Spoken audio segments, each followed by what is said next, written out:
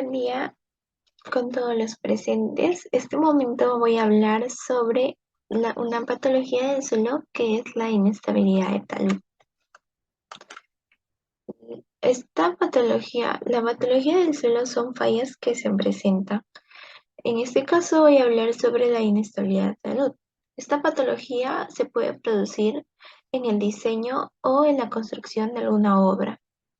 Esta se generiza por el asiento de una masa de terreno o la cual va a producir deslizamientos, desprendimientos. Y esto por consecuencia de los desequilibrios que pueden existir en las inestabilidades taludes. Para tener en cuenta esta inestabilidad de talud, se presenta muchas ocasiones en los proyectos que se va a diseñar dentro de la ingeniería. Para esto hay varios tipos de medidas a tomar para poder prevenir que haya estos tipos de inestabilidades que van a producir desprendimientos, colapsos, entre otros tipos de movimientos. Por ejemplo, en lo que es construcción de carreteras, como se puede ver en la imagen, es un sistema de contención en laderas. Se produce lo que son barreras protectoras, mallas, muros de contención o barreras dinámicas, con el fin de prevenir estas inestabilidades de talud. En lo que es diseño de estructuras, para prevenir también estas inestabilidades de talud, se hace lo que son muros estructurales o de contención. Todo esto viene con el fin de realizar un estudio geológico de cada proyecto. Este tiene como fin para poder reconocer la inestabilidad de talud, por lo cual para esto necesitamos conocer los factores, los internos que afectan dentro del suelo y los externos que afectan por afuera. Dentro de los internos está el relieve y la geometría. Todos estos factores se va a ver dentro de un estudio geológico cuando se realiza de cada proyecto. Este factor va a ser necesario porque para conocer las regiones o el relieve o la geometría del suelo. Otro está la estratigrafía y litología. Esto a manera de definición está dentro de la naturaleza del material que forma un talud o una ladera. Este está íntimamente relacionado con el tipo de inestabilidad que se puede sufrir o presentando diferentes litologías de distinto grado de susceptibilidad.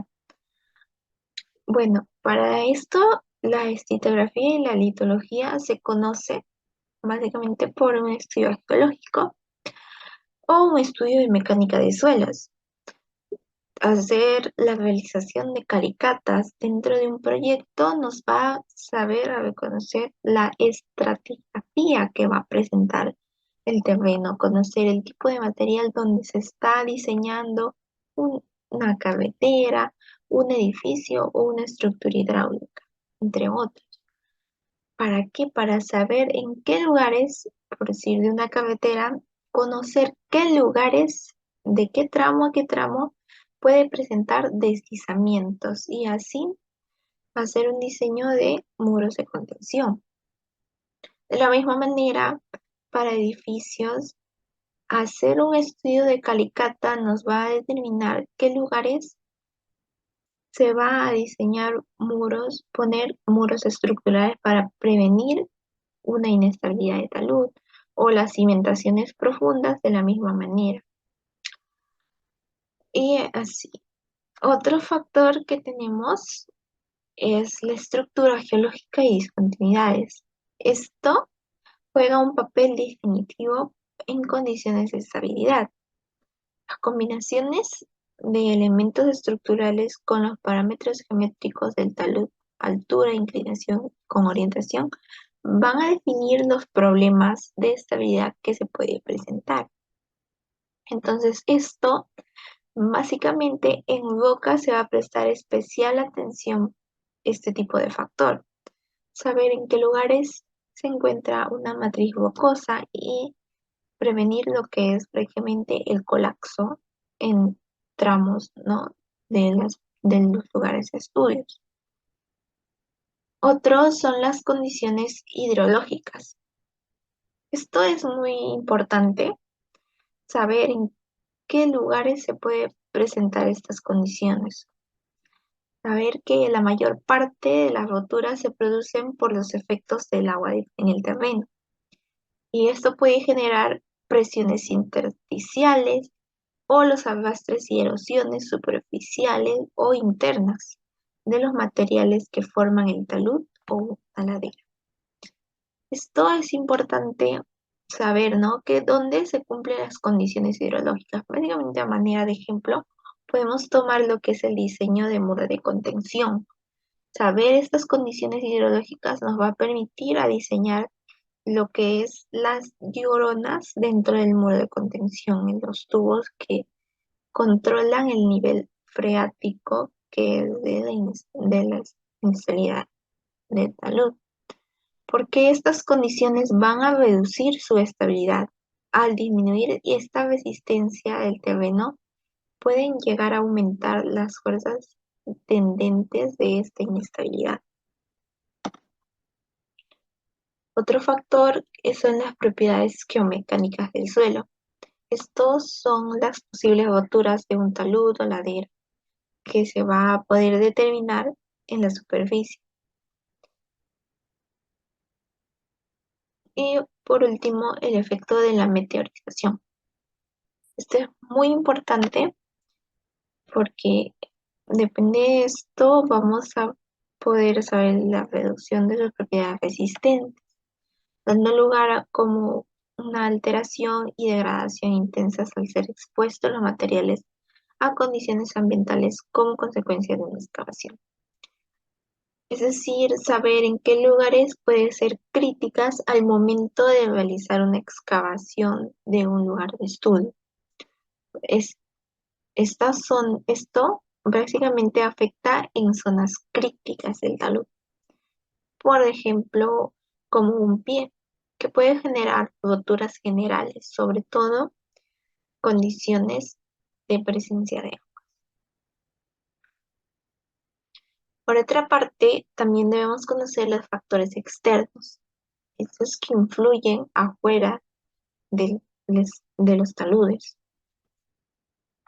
Uno, tenemos lo que es la sobrecarga estáticas y dinámicas, que son las presiones que ejercen sobre los taludes o laderas, que van a modificar, en este caso, la distribución de fuerzas y pueden generar condiciones de inestabilidad.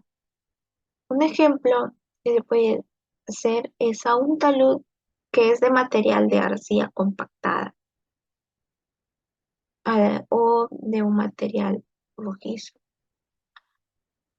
Básicamente en estas sierras, al momento de hacer una excavación, se puede presentar lo que es el desprendimiento del suelo, haciendo que haya deslizamientos, ya que esta tierra es muy débil y la carga que ha sido compactada puede presentar estos deslizamientos o desprendimientos.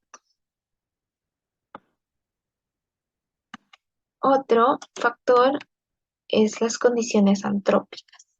Saber lo que son las condiciones antrópicas es tener conocimiento de la elevación del nivel del agua en las laderas o en los taludes, para poder conocer que esto va a ser a consecuencia del periodo de lluvias o por el llenado de embalses, lagos artificiales, intersticiales y que pueden esto desencadenar o acelerar los deslizamientos.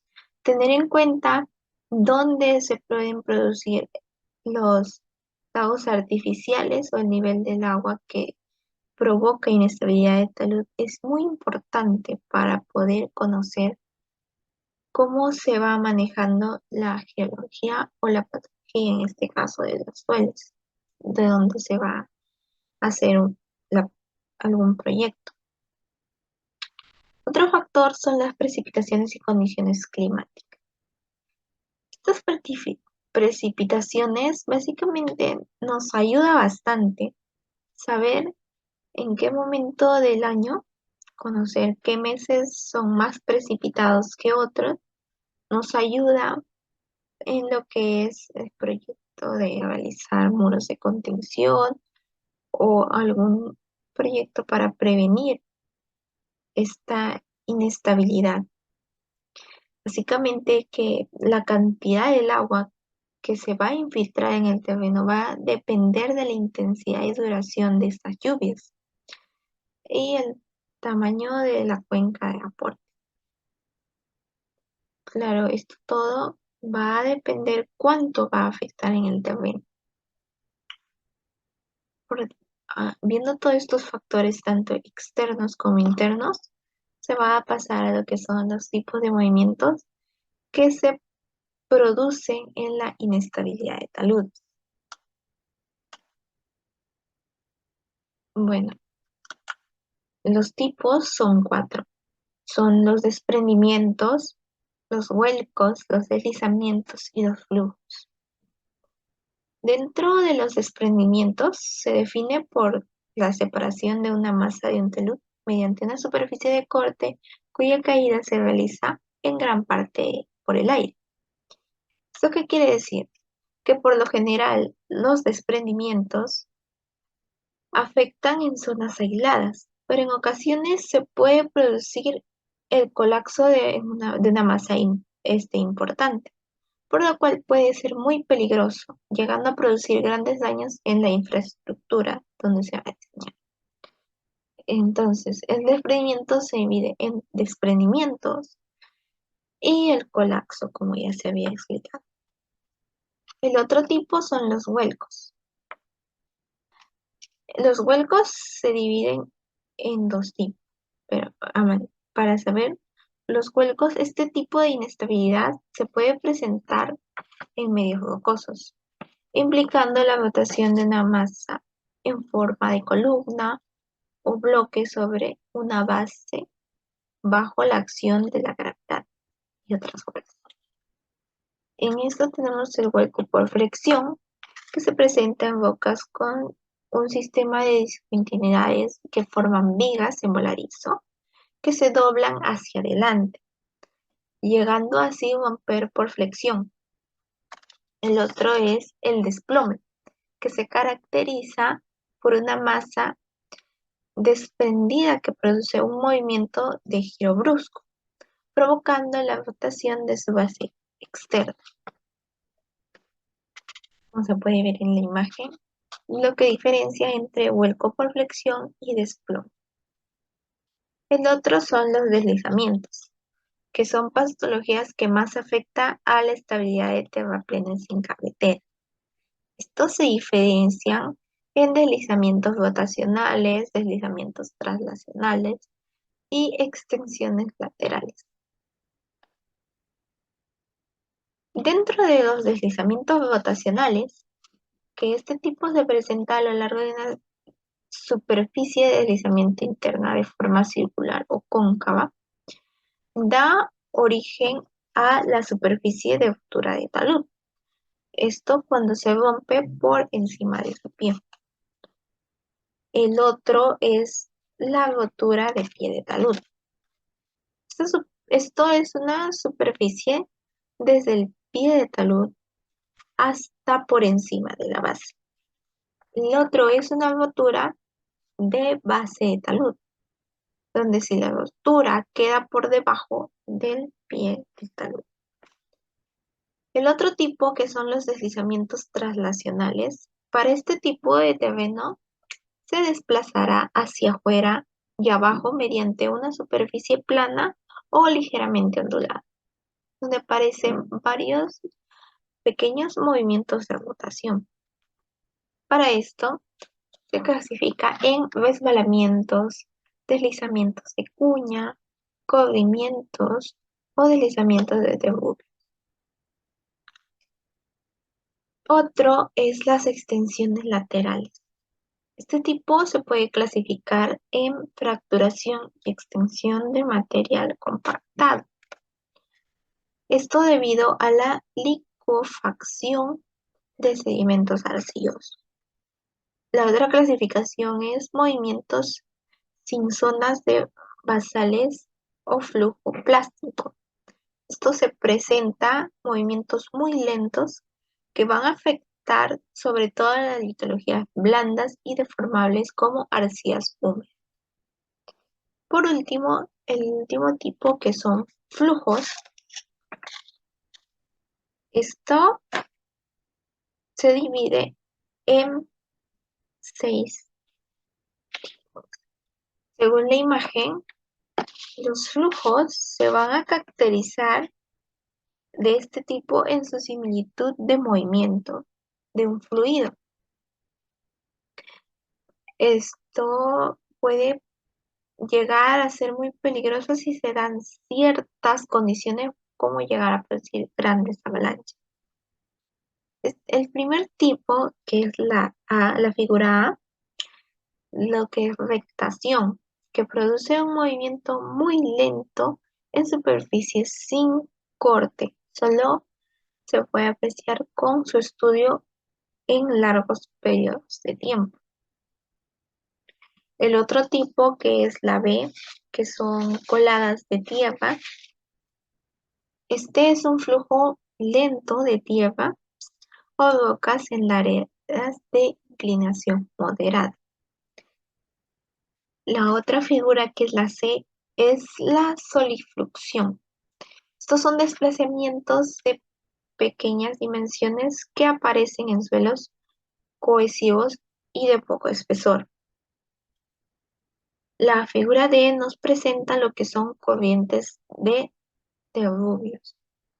Estos presentan movimientos rápidos de material detrítico o de grandes dimensiones como arenas o gravas de gran contenido de agua, de gas.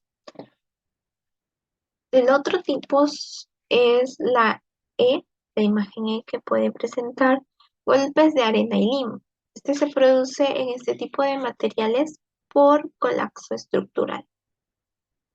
Y por último, como ya se había mencionado, las avalanchas, que son muy peligrosas. Estos son movimientos de grandes volúmenes de tierra o rocas a altas velocidades. Entonces, estos son los 4 tipos de movimientos que se producen por inestabilidad de talud. Esto sería todo. Muchas gracias.